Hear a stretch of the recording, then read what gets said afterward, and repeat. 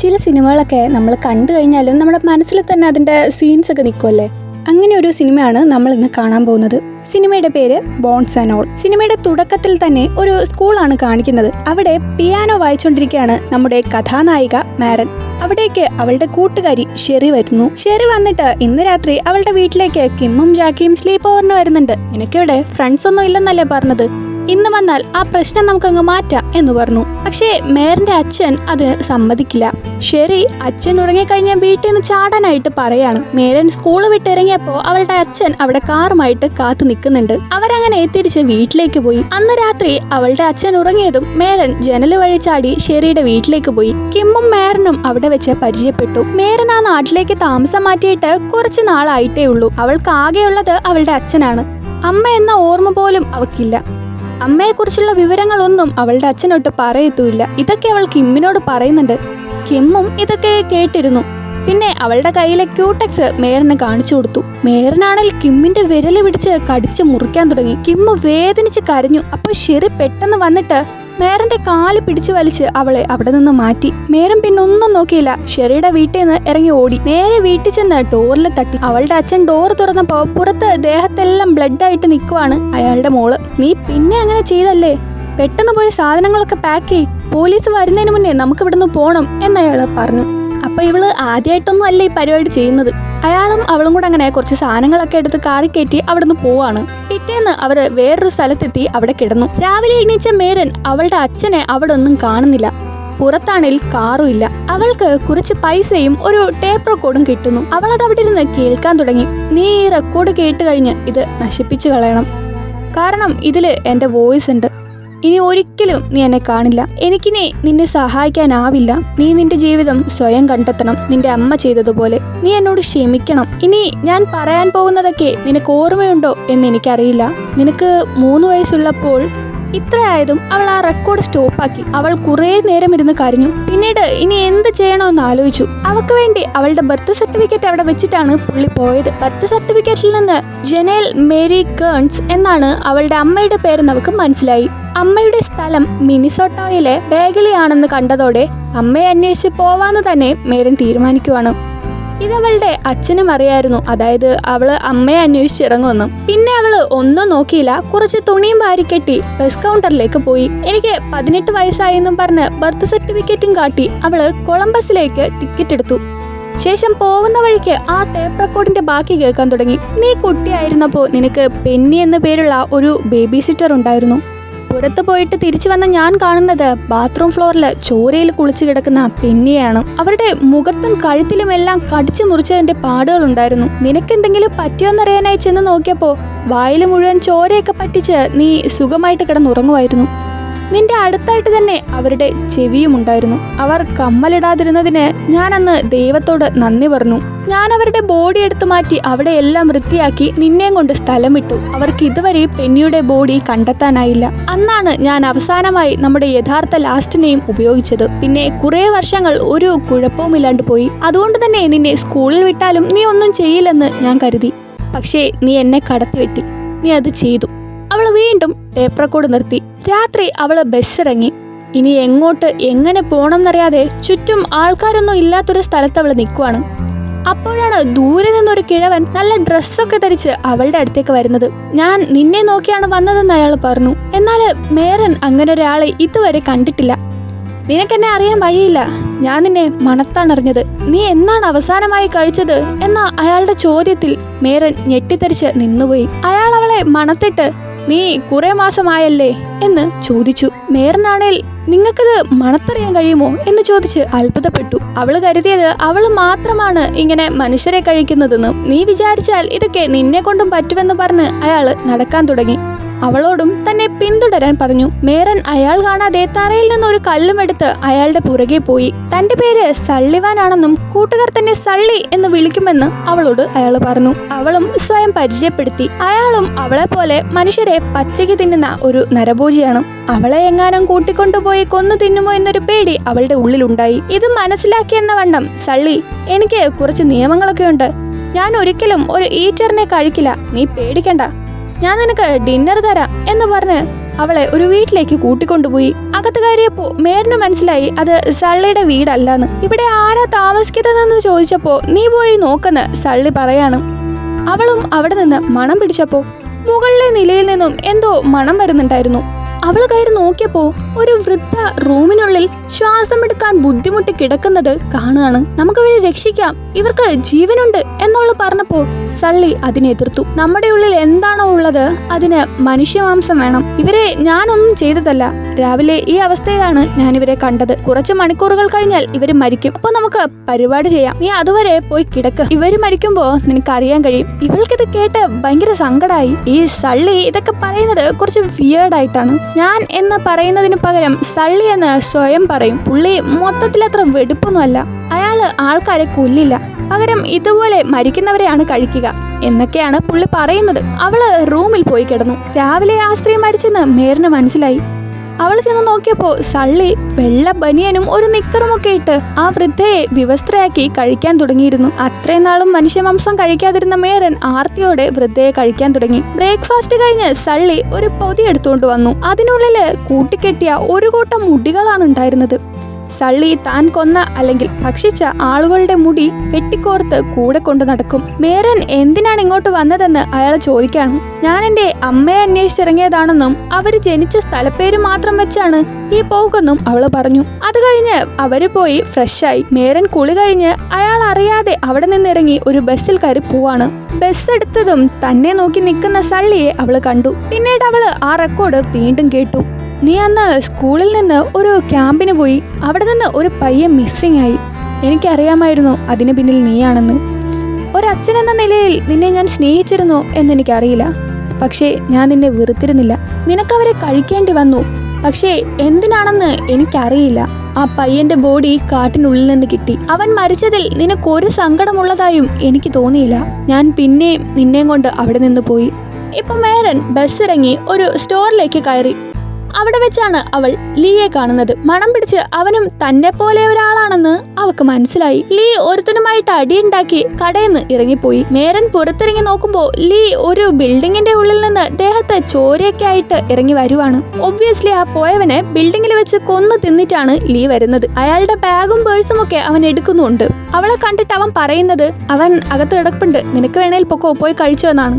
ഇവനും മനസ്സിലായി ഇവളും ഇങ്ങനെയാണെന്ന്. മേരൻ അവന്റെ പുറകെ ചെന്ന് അവനെ പരിചയപ്പെടുവാണ്. ഇവൻ വലിയ ഇൻട്രസ്റ്റ് ഒന്നും ഇല്ലാണ്ട് പോവാൻ നോക്കി. ഇവള് ഞാൻ മിനിസോട്ടോയിലേക്ക് പോവുകയാണ്, ഒറ്റയ്ക്കാണ് എന്നൊക്കെ പറഞ്ഞപ്പോ ലീ അവളെ കൂടെ കൂട്ടി. ലീ നേരത്തെ കൊന്നവന്റെ ട്രക്കിൽ കയറി അവന്റെ വീട്ടിലേക്ക് പോവാണ്. ലീ അവൻ കൊല്ലാൻ പോകുന്നവരുടെ വാലറ്റ് നോക്കും. അതിലെ വേറെ ഫോട്ടോ ഒന്നും ഇല്ലേൽ അയാൾക്ക് ഫാമിലി ഇല്ലെന്നും മനസ്സിലാക്കും. പിന്നെ കൊന്നു തിന്നിട്ട് കൊന്നയാളുടെ വീട്ടിൽ പോയി ഫ്രഷ് ആയി കിടന്നുറങ്ങി അവിടെ നിന്ന് പോവും. ഇതവന് സ്ഥിരമുള്ള പരിപാടിയാണ്. മേരൻ കരുതിയത് അവള് മാത്രമേ ഇങ്ങനെ ആയിരിക്കത്തുള്ളൂ എന്നാണ്. അവൾ അതുകൊണ്ട് ലീനോട് സഹായവും ചോദിക്കുന്നുണ്ട്. അങ്ങനെ രണ്ടാളും കൂടെ അയാളുടെ വീട്ടിലേക്ക് പോയി. പിന്നെ കുളിച്ചു മാറി രാത്രി അവരവിടെ തന്നെ കിടക്കുവാണ്. രാവിലെ രണ്ടാളും കൂടെ ബ്രേക്ക്ഫാസ്റ്റ് കഴിക്കാനായി ഒരു റെസ്റ്റോറന്റിലേക്ക് പോയി. അവിടെ വെച്ച് അവള് സള്ളിയെ പരിചയപ്പെട്ട കാര്യം പറഞ്ഞു. അയാൾക്ക് ഒരുപാട് ദൂരെ നിന്ന് വരെ മണം പിടിക്കാനുള്ള കഴിവുണ്ടെന്ന് അവള് പറഞ്ഞു. ലീയും ഒരുപാട് ദൂരം അല്ലേലും അത്യാവശ്യം ദൂരമൊക്കെ തനിക്കും മണക്കാൻ പറ്റുമെന്ന് പറഞ്ഞു. അവനും സള്ളിയെ കുറിച്ച് കേട്ടിട്ടുണ്ട്. നീ അയാളെ പോലെ ക്രീപ്പി ആവേണ്ട ആവശ്യമൊന്നുമില്ല, ഇതൊക്കെ ഒരു ഫ്ലോയിൽ അങ്ങ് പൊക്കോളും എന്ന് ലീ പറയുന്നുണ്ട്. അവര് വീണ്ടും ട്രക്കിൽ കയറി യാത്ര തുടങ്ങി. പോകുന്ന വഴിക്ക് അവൻ അവന്റെ ഫാമിലിയെ കുറിച്ച് പറഞ്ഞു. അവന് വീട്ടിലേക്കൊന്ന് പോണം. അനിയത്തിക്ക് ഡ്രൈവിംഗ് ടെസ്റ്റിന് മുന്നേ ഡ്രൈവിംഗ് പഠിപ്പിക്കാനായിട്ട്. 17 വയസ്സിൽ അവൻ വീട് വിട്ടിറങ്ങിയതാണ്. രാത്രി അവർ ട്രക്ക് ഒതുക്കിയിട്ട് ട്രക്കിൽ തന്നെ കിടന്നുറങ്ങി. രാവിലെ വീണ്ടും വണ്ടിയെടുത്ത് മാർവിൻ എന്ന സ്ഥലത്തേക്ക് പോവാണ്. അവിടെ അവന്റെ ആന്റിയുടെ വീട്ടിൽ കയറി. ആന്റി മരിച്ചു പോയിരുന്നു.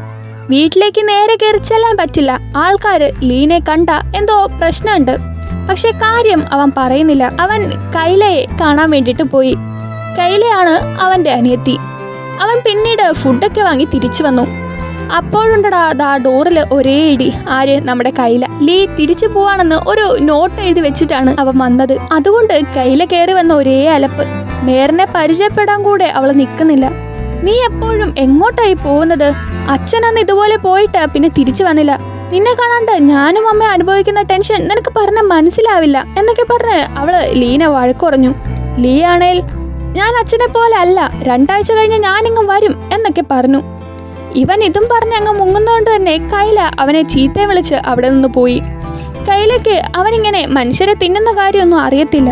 അവൾ ചെന്ന് അമ്മയോട് പറയും. അതുകൊണ്ട് ഇന്ന് തന്നെ നമുക്ക് ഇവിടുന്ന് തിരിച്ചു പോവാന്ന് ലീ പറഞ്ഞു. പിന്നെയും അവര് പോകുന്ന വഴിക്ക് ഒരു അറവുശാലയിൽ അവർ കയറി. അവിടെ ചെന്ന് പൈസ അടിച്ചു മാറ്റണം. ലീ അവിടെ മുന്നേ വർക്ക് ചെയ്തിട്ടുണ്ടായിരുന്നത് കൊണ്ട് പൈസ എവിടെയാണ് ഇരിക്കുന്നതെന്ന് അവനറിയാം. അവൻ പൈസ മോഷ്ടിച്ച് മേരന്റെ കയ്യിൽ കൊണ്ടുകൊടുത്തു.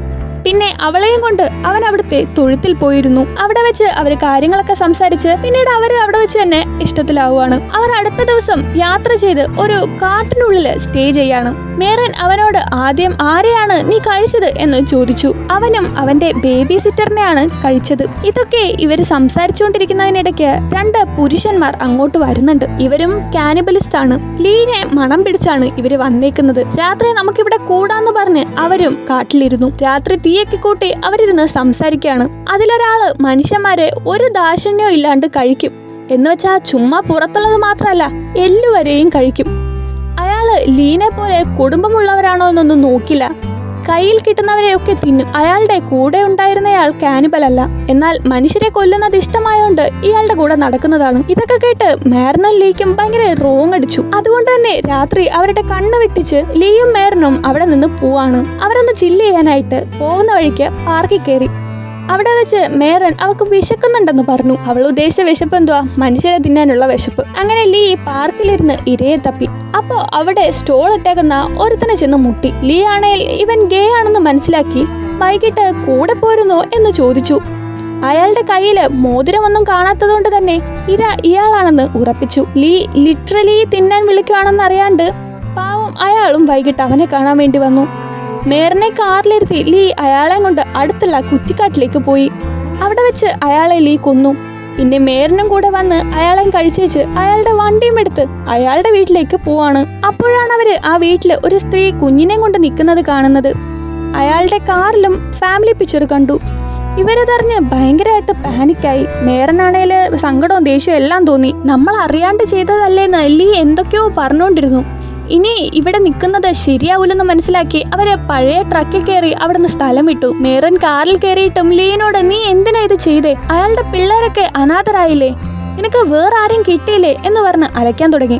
ലീ ആണേൽ അയാളുടെ കയ്യിൽ റിങ്ങൊന്നും ഇല്ലായിരുന്നു. അതുകൊണ്ടാണ് ഞാൻ അയാളെ കൊന്നതെന്ന് പറഞ്ഞു. പിന്നെ രണ്ടാളും ഒന്നും മിണ്ടുന്നില്ല. രാവിലെ മേരന്റെ അമ്മയുടെ വീട് തപ്പിച്ചെന്നെത്തുവാണ് രണ്ടാളും. അവിടെ വെച്ച് ഒരു സ്ത്രീയെ കാണിക്കുന്നുണ്ട്. അത് മേരന്റെ മുത്തശ്ശിയാണ്. എനിക്ക് അമ്മയെക്കുറിച്ച് അറിയണമെന്ന് പറഞ്ഞ് മേരൻ അങ്ങോട്ട് കയറി ചെന്നു. മുത്തശ്ശിയാണേൽ അവൾ ഇവിടെ അല്ല താമസിക്കുന്നത്, ഒരു മെന്റൽ ഹോസ്പിറ്റലിലാണെന്ന് പറഞ്ഞു. ഇവരുടെ പറച്ചിൽ കേൾക്കുമ്പോൾ തന്നെ മോളെ അവർക്കത്ര ഇഷ്ടമല്ല എന്ന് മനസ്സിലാവും. കൊച്ചുമോള് ഇവിടെ താമസിക്കാൻ വന്നതാണേൽ പറ്റില്ല, ഇവിടുന്ന് പോണമെന്നും അവര് പറഞ്ഞു.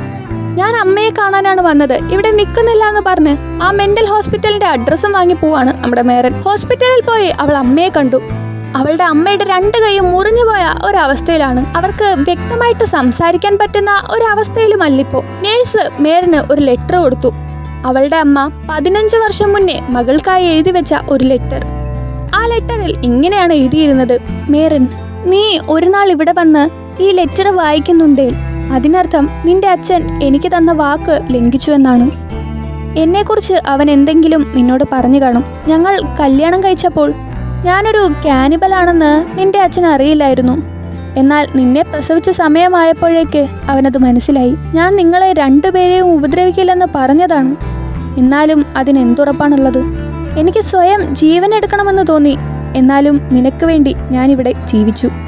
ഒരു നാൾ നീ എന്നെ തേടി വരുമെന്ന് എനിക്കറിയാമായിരുന്നു. നിനക്ക് ആവശ്യമുള്ളപ്പോഴൊന്നും ഞാനവിടെ ഉണ്ടായിരുന്നില്ല.